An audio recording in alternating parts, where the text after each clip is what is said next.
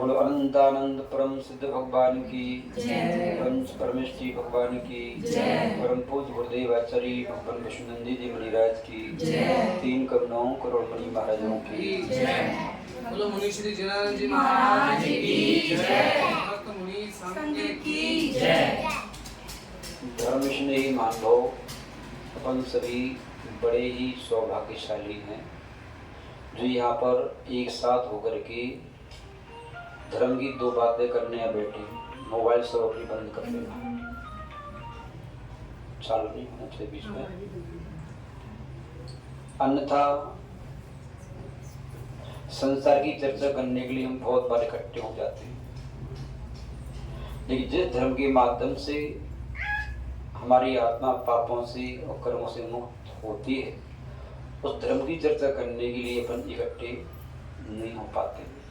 बहुत विलक्षण क्षण होते हैं वो, जिन क्षणों में हम धर्म के उद्देश्य से एकत्रित होते हैं। धर्मस्नेही महानुभाव, हमारे इस जीवन की लंबी यात्रा में एक कृतज्ञता एक ऐसा गुण है जिस गुण के आ जाने के बाद में प्राणी के जीवन में मित्रों की कमी नहीं आती, सहयोगियों की कमी नहीं आती, सहानुभूति के ढेर लगे रहते हैं। और कृतज्ञता गुण अंदर से जाने की बात तो फिर उस व्यक्ति इंसान भी नहीं बचता। कृतज्ञता हमारे जीवन का बहुत महत्वपूर्ण गुण है, या मान लीजिए हमारे जीवन का प्राण है। जैसे प्राण निकल जाने के बाद प्राणी व्यक्ति मुर्दा हो जाता है, ऐसी कृतज्ञता गुण निकल जाने के बाद में प्राणी की इंसानियत मर जाती है, मात्र ढांचा बचता है। इसलिए सदैव प्रत्येक प्राणी को एक छोटे से उपकार होने पर बहुत बड़ी कृतज्ञता ज्ञापित करना चाहिए। यदि ऐसा करना जानते हैं तो आने वाला व्यक्ति आपके प्रति सेवा से, परोपकार से, सहयोग से भरा रहेगा और बड़े तरह की आपका सहयोग करेगा। एक बहुत बड़ा परिवार था, जिस परिवार में अनेक व्यक्ति अपनी जीवन की यात्रा कर रहे थे। उन सभी भाइयों में एक भाई था जिसका नाम था रतन चंद। क्या नाम था? और रतन क्या, उसका नाम भी रतन था, उसका काम भी रतन था और उसके विचार भी रतन थे। सही है, कई बार मम्मी पापा अपने बच्चों का नाम जो रखते हैं तो बच्चे भी कई बार अपने मम्मी पापा की अरमानों को पूरा करने का पूरा प्रयास करते हैं। नाम के पीछे मम्मी का अरमान और पापा की शान छपी होती है। क्या? नाम के पीछे मम्मी की अरमान और पापा की शान छपी होती है। बेटा समझे अथवा न समझे, तो नाम रखा जाता है सार्थक। बेटा बड़ा होकर के जीवन को सार्थक करना, समर्थ, हर बात में समर्थता व्यक्त करना, विनम्र होकर रहना, अभिषेक भगवान का अभिषेक करना मत छोड़ना, शाश्वत ऐसे काम करना शाश्वत पद की प्राप्ति कर सके, अजर अमर होने का प्रयास करना। बहुत सारे अरमान होते हैं, बेटा समझे अथवा न समझे। रतनचंद उसका नाम था और उसकी पत्नी का नाम बिमला था। क्या नाम था? जो राग द्वेष आदि विकारों से मन से रहित थी, सरल सहज, परोपकार की भावना कोट कोट के भरी और सहयोग की भावना, सदैव देश शास्त्र गुरु के प्रति विनम्र, गरीबों का सहयोग करने की उनकी कोट कोट की भावना भरी हुई है। बाकी में सही है, बाहर की संपत्ति कई बार काम नहीं करती, लेकिन अंदर की संपत्ति जो हमारे अंदर करुणा, दया, सरलता, सहजता, विनम्रता, परोपकार, क्षमा आदि जो आत्मीय गुण हैं, ये हमारी अंदर की संपत्ति है, ये बहुत काम करते हैं। इसका कोई मुकाबला नहीं। ये आत्मीय गुण हमारे अंदर हैं तो बाहर की कंगाल भी रहो यदि आप, फिर भी सहयोग करने वाले व्यक्ति आपको हजारों मिल जाएंगे। और यदि अंदर की संपत्ति आपके पास नहीं है तो बाहर से अरबपति बने रहना, आप मौका आने पर कोई पानी नहीं पिलाएगा। नौकर को खोज सकते हो पैसा दे करके, लेकिन सेवक नहीं खोज सकते हो।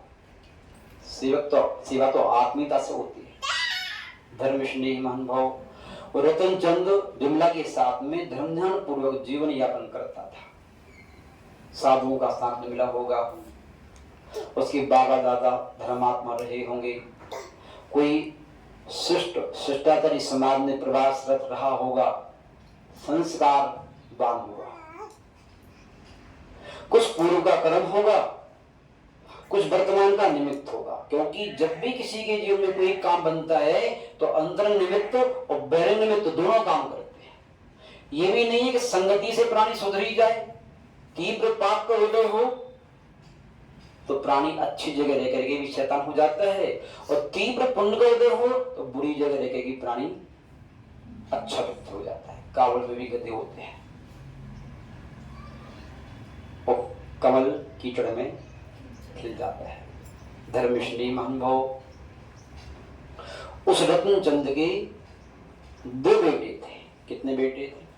दो बेटे थे, जिनका नाम था महेश, छोटे का नाम था सुरेश। महेश क्या नाम था? जो यथा नाम था वो सुरों का ईश। महेश वही क्या है? महेश का नाम आता है देवता के बारे में, महादेव के बारे में, देवों का भी देव। जो सुरों का ईश और इंद्र हो, अर्थात स्वर्गीय जीवन जी रहा था। स्वर्गीय जीवन बाह्य संपदा से नहीं, अंतरंगी संपदा से जिया जाता है। समय निकलता गया, ये संसार का नियम है। सूर्य उगता है तो अस्त भी होता है, फूल खिलता है तो मर जाता है, व्यक्ति जन्मता है तो उसकी मृत्यु भी होती है। कोई कितनी सुरक्षा करे, मृत्यु से आज तक किसी ने अपनी सुरक्षा नहीं कर पाई। धर्मश्री महानुभाव, वे रतन चंद आस्ते आस्ते यानी कि अपने जीवन को एक ज्वर का बुखार आने पर उनकी यात्रा समाप्त हुई। संन्यास पूर्वक साधु के सानिध्य में यथा योग रूप से उन्होंने मृत्यु प्राप्त हुई। मां के लिए बचे। 3 मंजिल की बिल्डिंग थी। ऊपर की मंजिल में महेश रहता था, नीचे की बिल्डिंग में सुरेश रहता था। एक बार महेश को विचार आया, बीच में माँ रहते थे। 3 मंजिल की बिल्डिंग थी, ऊपर महेश, नीचे सुरेश, बीच में माँ। पूजा पाठ करना, धर्म ध्यान करना, सब व्यवस्था भी थी। मन चाहा कहीं भी भोजन कर सकती, कहीं भी आ सकती, कहीं जा सकती, कोई दिक्कत नहीं थी। अच्छे से जीवन यापन करते थे। महेश के अंदर विचार आया कि जब पिताजी थे तो ये दान भी करती थी, पुण्य भी करती थी, यात्रा भी करती थी, लेकिन अब ये पैसा किससे मांगे दान करने के लिए? हमने जीवन भर माँ से पैसा मांगा है, पिता से पैसा मांगा है, और माँ हमसे पैसा मांगे? नहीं, ये नहीं होना चाहिए। और विचार कर लिए, सुबह से उठते ही दोनों भाई बेटे, देखो ऐसा करते अपन 5-5 हजार रुपया माँ को जो है अपन दोनों प्रत्येक माह दिया करेंगे खर्चा पानी। खर्चा पानी करता है, उसका खर्चा क्या है? उसका खर्चा कुछ भी नहीं, दान करने के लिए, पुण्य करने के लिए, उपकार करने, जो भी चाहे करते रहिए अपने आराम से। और उन्होंने तय कर लिया 5-5 हजार रुपया माँ को देना प्रारंभ किया। वहां उस प्रकार की नीति थी, दोनों भाई की बहुएं, दोनों भाई के बेटे सब मिलकर के शाम के वक्त एक बार माँ के पास आते थे और माँ से कुछ सुनते थे, हाथ पर दबाते थे, वो चर्चाएं करते थे। बड़ी आनंद की अनुभूति होती थी। और सत्य बात है, हम तो कहते हैं उस वृद्ध को हम इस पृथ्वी का सबसे संपन्न व्यक्ति मानते हैं, जिसकी बहू, जिसके बेटे, जिसकी नाती, जिसके पोते शाम के वक्त तब जाएं तो उनके पैर छू के जाएं, और जब भी सुबह से उठे तो मम्मी पापा के पैर छुए। हम समझते वो बेटे, वो बहुएं, वो नाती पोते जीवन के अंत समय तक कभी सुखी हो ही, दुखी हो ही नहीं सकते, और वो भी नहीं हो सकते। और वो मम्मी पापा भी वृद्ध अवस्था में इतनी पॉजिटिव एनर्जी मिलती है अपने बच्चों से, बहुओं से, बेटियों से, उस एनर्जी के बल पर बड़े बड़े रोगों का शमन हो सकता है। स्वास्थ्य ठीक होते हैं अकेली औषधि के बल पर नहीं। परिवार का प्रेम, परिवार का स्नेह, पॉजिटिव एनर्जी जब अपने अधीनस्थ बहू बेटों से मिलती है, मित्रों से मिलती है, तो प्राणी अस्वस्थ व्यक्ति भी स्वस्थ होने में समय नहीं लगता। वो जब नेगेटिव एनर्जी मिलती है, स्वास्थ्य खराब है, बहू कहना नहीं मानती, बेटा कहना नहीं मानता, पोता कहना नहीं मानता, बेइज्जती कर देता है, लाखों का कर्जा कर लिया, शराब पीने मस्त थे, और मेरा स्वास्थ्य कोई समय नहीं देता, सेवा नहीं करता, वो बना रहा है बेटा पिता अरबपति। वो बीमारी का शिकार बन के अटैक से बुरी तरह से तड़प तड़प के मर जाएगा, और अरबों करोड़ की संपत्ति बाद में बच्चे शराब पी करके जुआ खेल के समाप्त कर देंगे। ऐसे ही होगा उसमें महान भाव, लेकिन उस परिवार में ऐसा नहीं था। देना प्रारंभ कर दिया 5-5 हजार रुपया। लेकिन एक दिन क्या हुआ, रात में सोते वक्त 1 बजे सुरेश की नींद खुल गई। उसने सोचा माँ ने मेरी पढ़ाई के लिए कभी सीमा नहीं बांधी कि बेटा 5 रुपए ले जाना, 10 नहीं ले जाना, मैं तेरी पढ़ाई में इतनी खर्च करूंगी, शादी में इतनी खर्च करूंगी, मेरा 1-2 बेटे हैं, जितना चाहो इतना खर्च करो, मेरा बेटा सुखी रहना चाहिए। कभी माँ ने प्यार की सीमा नहीं बांधी, पैसे की सीमा नहीं बांधी, पैरने ओढ़ने की सीमा नहीं बांधी, खाने पीने की सीमा नहीं बांधी, कहीं सीमा बांधी। असीम प्रेम दिया मेरी माँ ने मुझे, मेरे पिता ने मुझे, और हम लोगों ने सीमा बांधी धिक्कार के लोगों को। 5,000 रुपए जीवन भर माँ ने मुझे दिया है, हम माँ को दे रहे हैं, माँ को क्या दे पाएंगे? नहीं, माँ से मुझे लेना चाहिए, माँ को देने का मेरा अधिकार नहीं है। माँ का है पूरा, मैं माँ का, मेरी संपत्ति माँ की, सब कुछ माँ का। माँ को दे रहे हैं, कितनी उल्टी गंगा बहा रहे हैं, नर्क जाओगे, दुर्गति होगी। महान भाव सुबह से उठते बेचैन हुआ, रात्रि भर उसको नींद नहीं आई। सुबह से उठते ही पत्नी का सो क्यों नहीं रहो? कुछ नहीं, माँ के उपकारों की याद आ रही है। माँ ने कितना किया, नुमाई पेट में रखा, मेरी बेटी साफ की, बाथरूम साफ की, अस्पताल ले गई और उंगली पकड़ के चलना सिखाया। मंदिर जाना प्रारंभ हुआ तब भी खुशियाँ मनाई, पहला ग्रास खाया तब भी खुशियाँ मनाई, स्कूल भेजा तब भी खुशियाँ मनाई, पास हुआ तब भी खुशियाँ मनाई, नौकरी लगी तब भी खुशियाँ मनाई, शादी हुई तब भी खुशियाँ मनाई। मेरी प्रत्येक खुश में सुखी हुई, मेरी प्रत्येक दुख में दुखी हुई। उस माँ की मैंने सीमा बांध दी। मेरे से बहुत बड़ा अपराध हो रहा है। तो कोई बात नहीं, सुबह होने दो, सीमा क्यों बांध? तो किसने कहा था? उससे कहा था किसी ने, मेरी बुद्धि मारी गई थी। सुबह से उठते ही छोटे भाई को बुलाया, बेटा भैया मेरे अंदर बहुत बड़ी पीड़ा है। क्या भैया? आपकी पीड़ा को तो मैं सब कुछ नहीं सबर कर सकता हूँ, लेकिन आपको पीड़ित तो नहीं देख सकता। बताओ क्या पीड़ा है आपकी? कुछ नहीं, अपनी माँ है, उसने मुझे अपन लोगों को जन्म दिया, पाल पोस के बड़ा किया। अपन माँ को क्या दे सकते हैं? जो चाहो से दे सकते हैं। बोले अपने पास कुछ होगा तो देंगे, सब माँ का तो है। अपन लोगों ने जो क्रम बनाया है 5,000 देने का, ये अपन अच्छा कर रहे हैं क्या? आप बताओ। बोले नहीं, कदापि अच्छा नहीं कर रहे। माँ से लेना है, माँ को देना नहीं। क्या करना है? वो अपने ऊपर से बिल्डिंग से लाया, जितनी तिजोरी में पैसा रखा था सारा इकट्ठे जी भर करके माँ की चरणों में माथा रख दिया, जो अटैची पटक दी, रोने लगा। माँ मैंने बहुत बड़ा अपराध किया है, आपको वेतन मांग करके। आज से मैं आपका, मेरी संपत्ति आपकी, ये चाबी आपके हाथ में, ये तिजोरी आपकी। आज से मैं अपनी कमाई से छूंगा नहीं, और मैं आपसे मांगूंगा, आप मुझसे मांगने की अधिकारी नहीं। मान भाव, दोनों भाइयों ने मिलकर के एक कसम खा ली। और तिजोरी कहाँ गई? अब तिजोरी की चाबी माँ के पास। बच्चे जब भी ऑफिस से आते सारी संपत्ति उला करके माँ के चरणों में रहते थे, माँ आपका। जब भी कोई खर्चा चाहिए, प्रत्येक उसके परिवार का प्रत्येक सदस्य, उनकी बहुएं, उनके बेटा, सब, माँ मुझे 500 रुपये चाहिए, माँ मुझे 100 रुपये चाहिए, माँ मुझे ऐसा चाहिए, उनसे मांगते। महान भाव, इस तरीके से वो जीवन यापन करने लगे। वो घर मंदिर बन गया।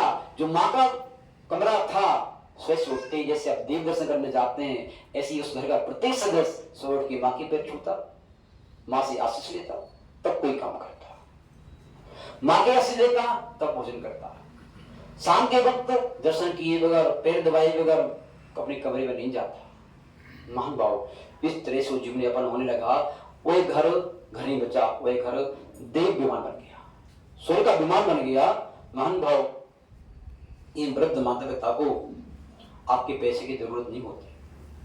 आप उनको वस्त्र लाओ चाहे नहीं लाओ, जेवर लाओ चाहे नहीं लाओ, लेकिन ध्यान रखो उन माता पिता को आप अपनी श्रद्धा, अपना समर्पण, अपना स्नेह, अपना प्यार, अपनी सेवा, अपना समय, क्या यदि आपने अपनी माँ बाप को, वृद्ध माता पिता को अपनी सेवा नहीं दे पाए और समय नहीं दे पाए, तो आप अपने जीवन में अपने मम्मी पापा के साथ में बहुत बड़ा अपराध कर रहे हो, बहुत बड़ी कृतज्ञता दर्शा रहे हो। इतना करने के बाद भी जो है आप इतना कर पा रहे हो। आप महान भाव, हमें अपने घर को स्वर्ग बनाने के लिए अपनी दृष्टि को खोना पड़ेगा।